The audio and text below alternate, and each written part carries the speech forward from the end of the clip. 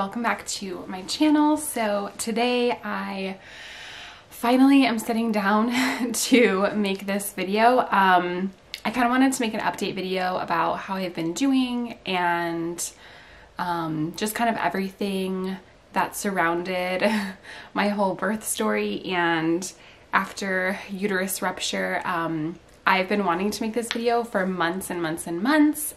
And it just never really happened or worked out. I have two small kids and we recently have been going through a home construction renovation project, and it has just been a really crazy year. And to be quite honest, I feel like for the first few months after it happened, I really was not in a good mental space to talk about this without completely having a meltdown and crying the whole time, and I really didn't want to do that, and I'm sure you guys don't want to watch that. So it's almost a year later. Today is, let's see, it is like almost the end of December. Christmas is in like a week and a half. By the time you guys see this, it will probably already be Christmas. So it's literally almost a year. It will be a year in about a month, which means Emmy is almost a year old, which is crazy. I know everybody says this, but when you have kids, time really does fly so fast, and I just can't believe she's almost one. So I don't know what is happening.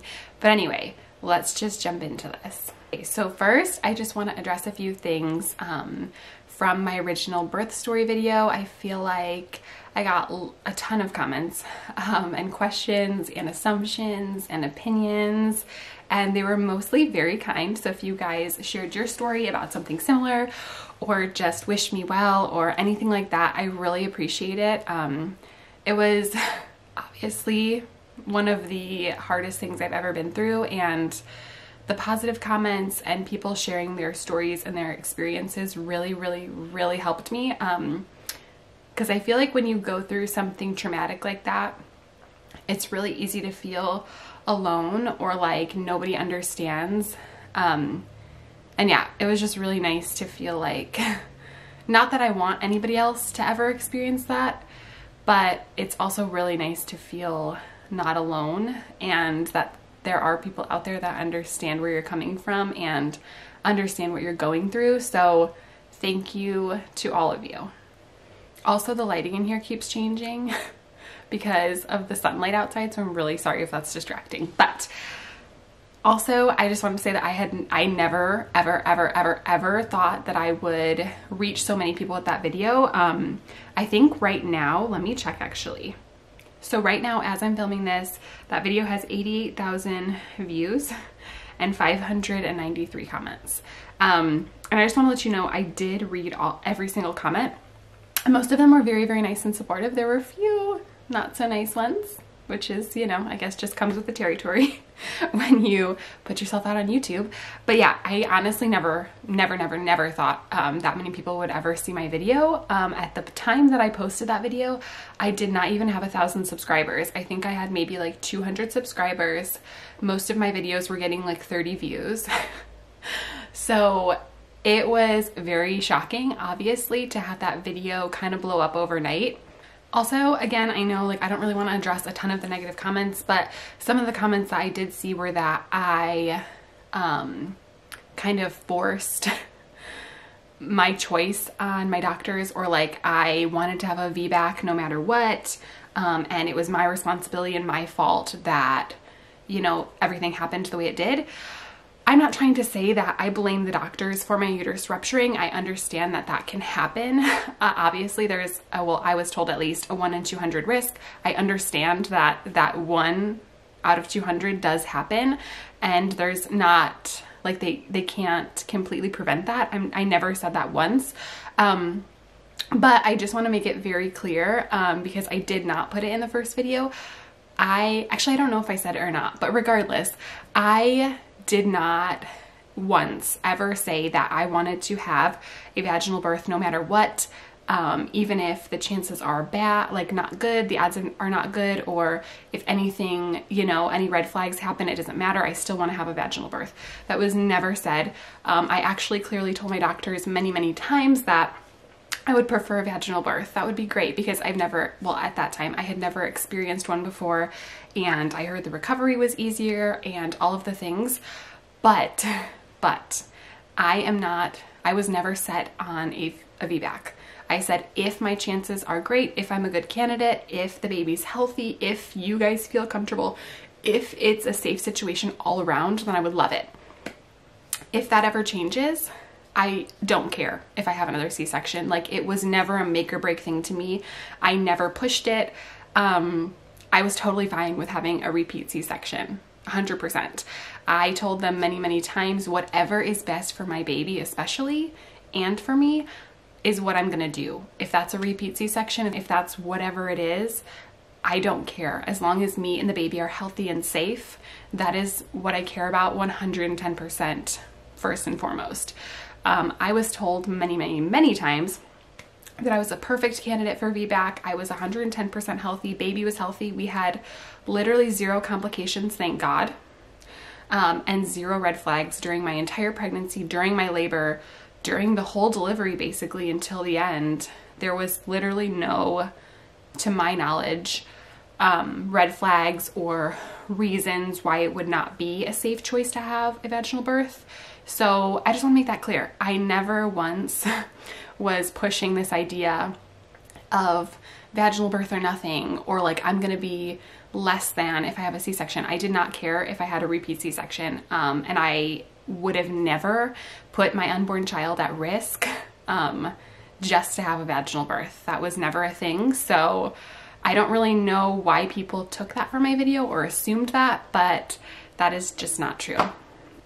Also, another kind of not so nice comment I got was that, you know, I took basically no responsibility and I blamed the hospital for everything. I mainly was, and still am, very angry and upset about the lack of care that I received.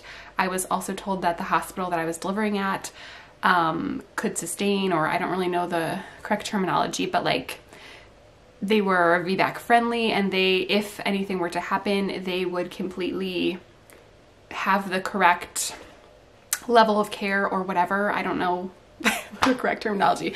But I would be in good hands, basically, that they would be able to take care of it, and it would be totally fine. I'd be safe, healthy. They had everything there to provide me good care for a VBAC, and that was just not the case.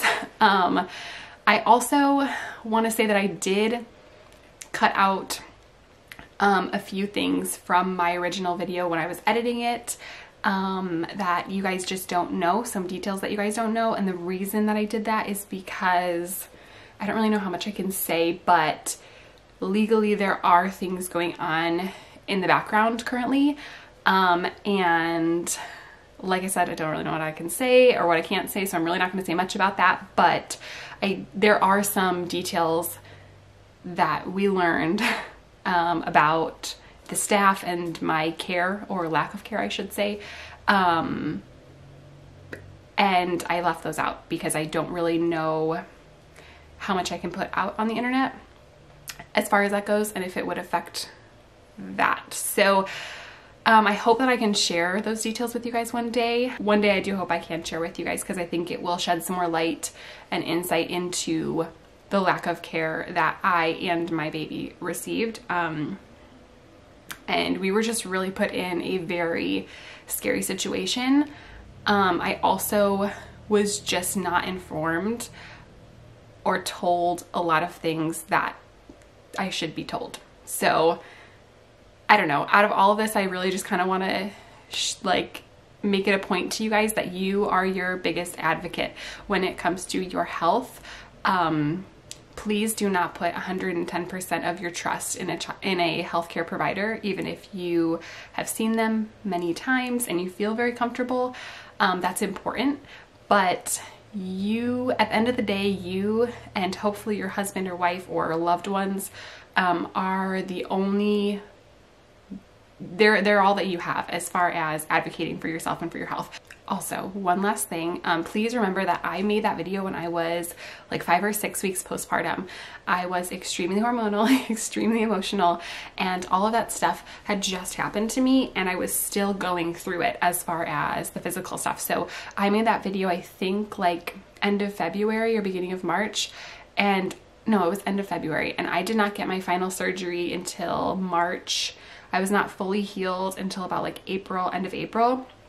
So I was still very much in the thick of it, very emotionally and mentally damaged. And I honestly didn't have like a ton of answers at the time. So it was just very, very fresh and very difficult for me to talk about. And like I said, I did leave some details out. So I know that could be leaving room for some assumptions. Okay, I'm sorry for that big long rant, but it just really upset me and made me angry that people would think that I would put my unborn child in an unsafe situation. And I don't know, you guys have to remember that this is YouTube. This is social media. You only see a very, very, very small part of my life. I film 10 to 15 minute videos one time a week. I mean, that is such a small snippet of someone's life. You really don't see all the details. And I know that because you don't see all the details, that leaves room for assuming things.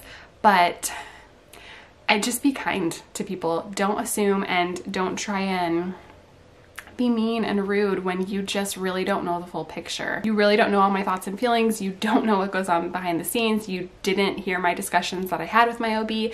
You weren't there in the labor and delivery room and afterwards. So please just try and think about that before you leave a mean comment. Okay, so moving on to my mental health and kind of how this has impacted everything. My mental health was probably the worst it's ever been. From the day I gave birth to, God, probably May of this year. 2020 I know was like obviously a hard year for everybody in different ways, but yeah, for me it was just so unbelievably hard this year. Obviously after having a baby you go through hormone changes anyway, but it's such a strange thing to have one of the best things in your life happen to you and have one of the worst things in your life happen to you at the same time. I was overjoyed and elated to have my baby, obviously. I love her more than life and I was so excited. I've wanted a baby girl forever and it was just such a happy, joyous moment. But at the same time, physically, I have never gone through something like this in my life and I'm so grateful that I never have. The whole experience really opened my eyes to how blessed and lucky I have been to not have health concerns really ever in my life. I've never had high blood pressure or broken a bone or any sorts of major diseases, and that is a blessing at 28 years old now that I really haven't experienced or gone through too much. I never had surgery before, minus my C-section with my son, I guess. But yeah, I was super lucky and blessed, and to go through such a significant health crisis, going from completely healthy to I couldn't even function within 24 hours was so difficult. Nate and my sisters and all of my family rallied around me, thank God. And Nate did everything for me. For the longest time, I couldn't shower myself. I couldn't really do anything for myself, and it's just such a hard transition to go from having a newborn and you're barely sleeping, you're going through obviously recovering from a vaginal birth, which is very painful and traumatic as it is, and also having a catheter down there where I just had received stitches and obviously that area was healing. I did have a tear, and yeah, having a catheter in there, I had blood in my catheter for, oh my God, I don't even know how long, probably a month. I don't know. It was horrendous. It was so painful. I was taking so many pain meds. It was just too much. It was really too much. And then on top of it, every winter I struggle with, I don't know what you would call it, just kind of like wintertime blues, or I don't know, seasonal depression. That might be a little too dramatic to describe that. But every year I really struggle from like January till about April, May, when it starts getting warm out. Because I do live in the Midwest. It is very cold and there's really not a ton to do here, and there's not a lot of sunlight. Even though it's cold, there's still not a lot of sunlight. So that's really hard for me. And yeah, just being stuck up in a house with a catheter. I didn't want to go anywhere because it was embarrassing.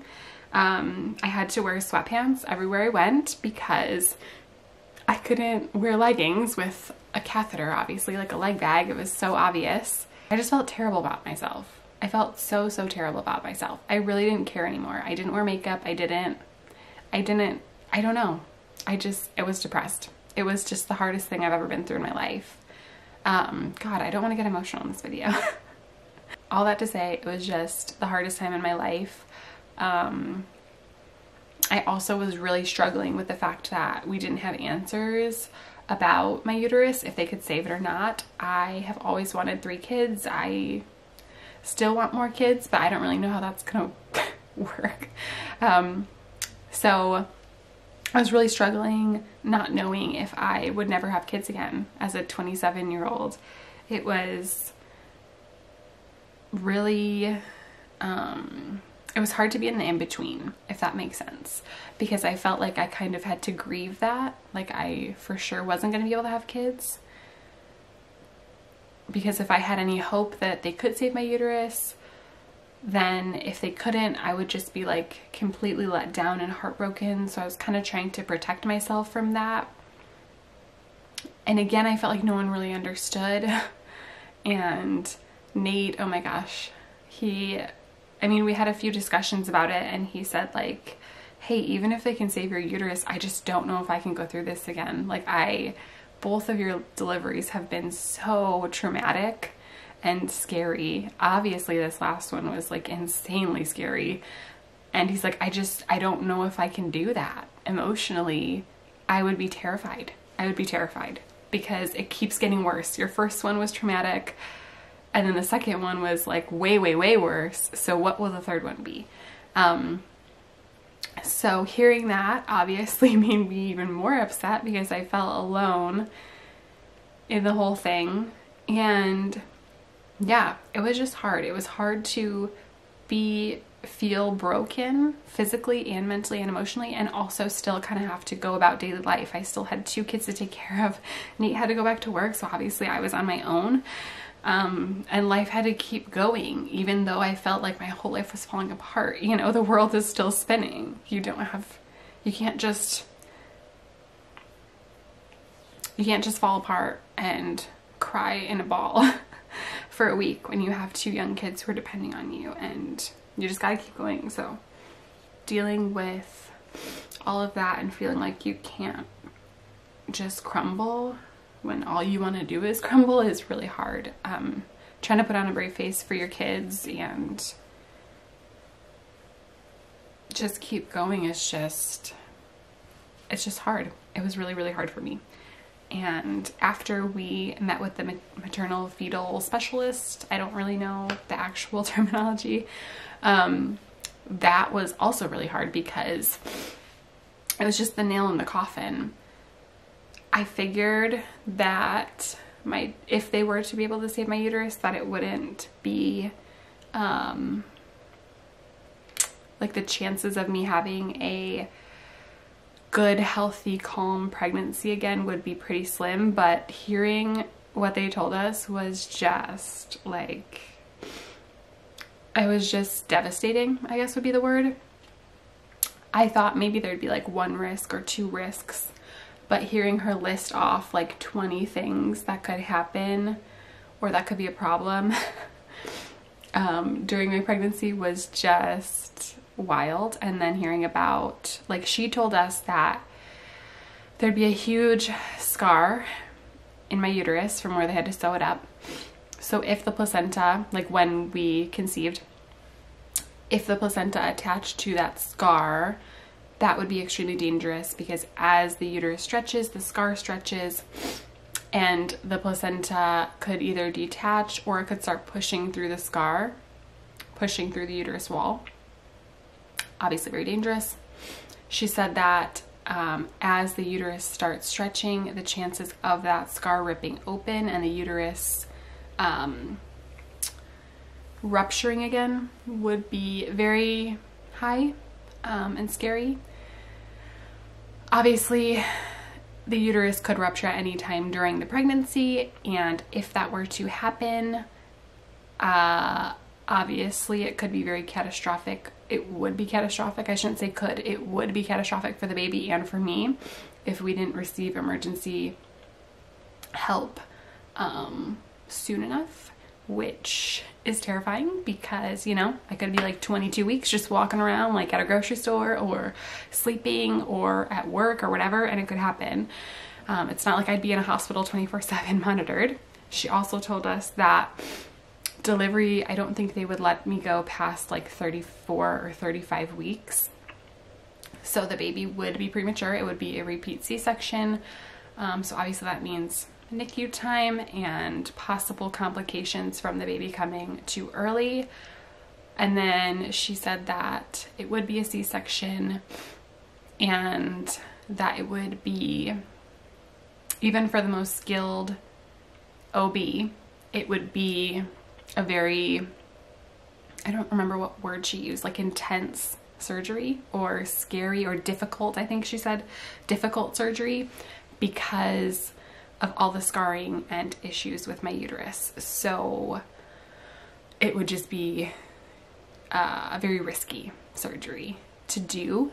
And that is if the surgery is planned. Like if I were to have my uterus rupture or something happen beforehand and it would be an emergency C-section type of situation, it would be even scarier because it's not like they could just, for lack of better words, if it's your first baby and you have no scar or whatever, they can just open you up and it's not as tricky, I guess I could say.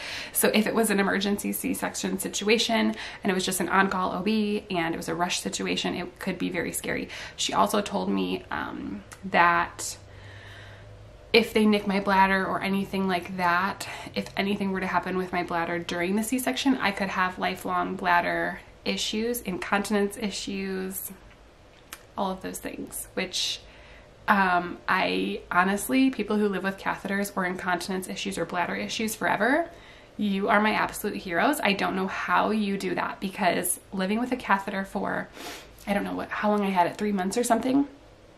Hell, literally, literally hell. Like just the worst thing I've ever experienced. The pain, I can't even describe it. It feels like your vagina is on fire. And I'm not even like trying to joke. It was literally the worst pain I've ever experienced in my life. And I was like, no, I cannot live with bladder incontinence or a catheter or bladder issues for the rest of my life. Oh my God. And then on top of all the other things, obviously like uterus rupture at any time, it was just a lot. So hearing all of that just kind of added to, I mean, it was just the nail in the coffin. It was like, I can't possibly do that. I can't possibly risk my life. I have 2 other babies here that need me. I have a spouse who needs me. I have all of these. I couldn't risk my life like that. And then on top of it, risk an unborn baby's life.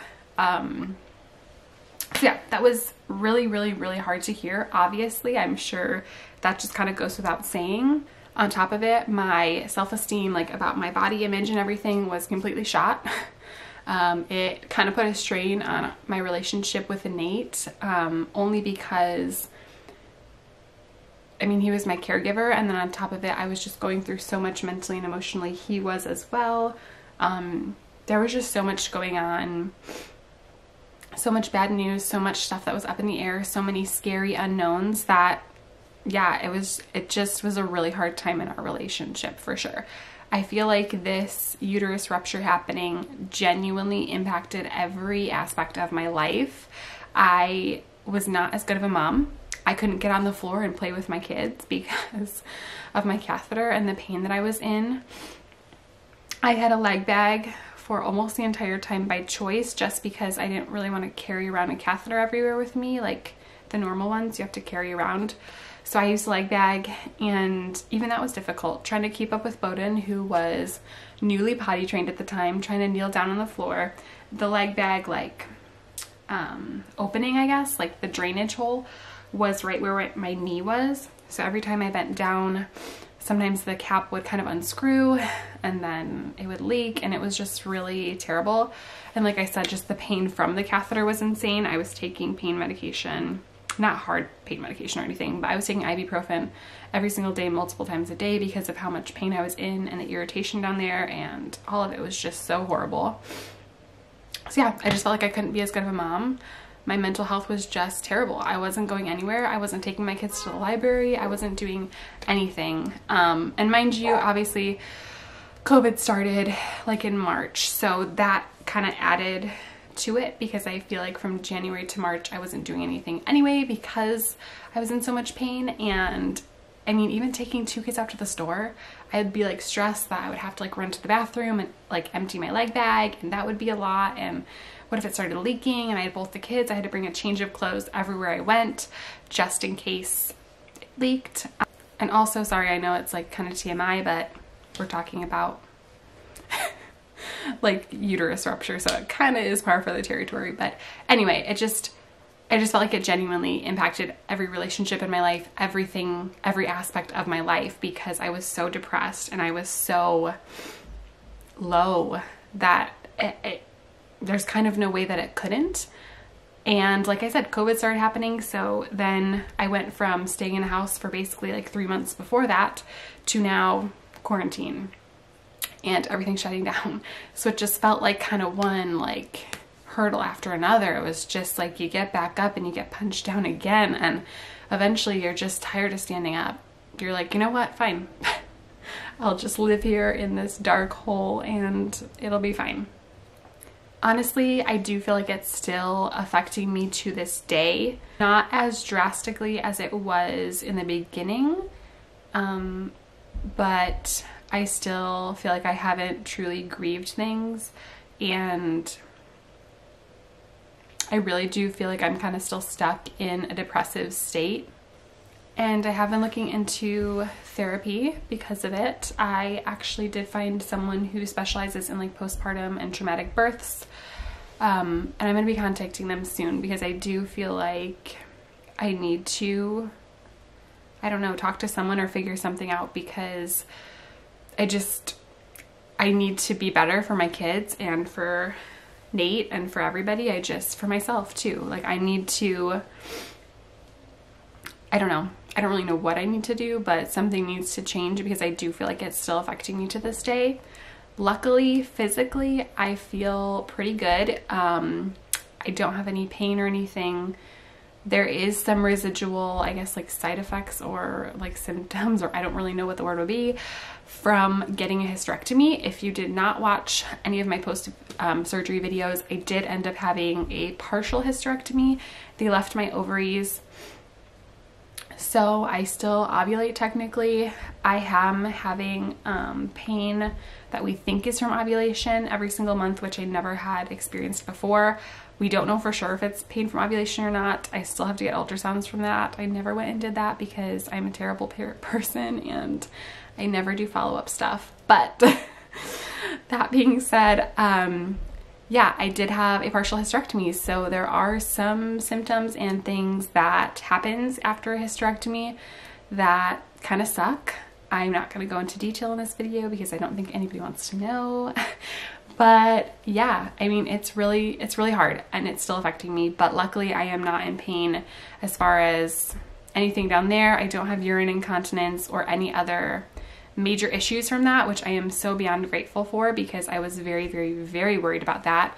But yeah, I can't have any more babies on my own. I could use a surrogate if I want to go through IVF and all of that with my own eggs, which I don't think that will ever happen.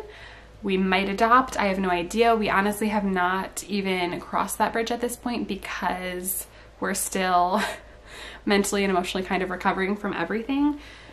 But yeah, I don't know. I hope that kind of helped with an update here. If you guys have any questions or anything else you wanted to know or wanted me to kind of touch on, if you guys are going through this or have gone through this and have any questions or have anything that you want to know from me, please leave them down below in the comments and I will be sure to read them all and respond to all of you guys. And yeah, I've been chatting for a very, very, very long time now. So I am going to leave it at that. But I hope you guys are doing well. I hope you guys are having a good Christmas or holiday season, whatever you celebrate. And yeah, I hope you guys enjoyed this update and it gave you some insight and answers on how I'm doing and kind of what happened and the process that I went through. Thank you guys as always for being so supportive and kind and watching my videos. And yeah, I love you all and appreciate you so much. And I'll see you guys in my next one. Bye guys.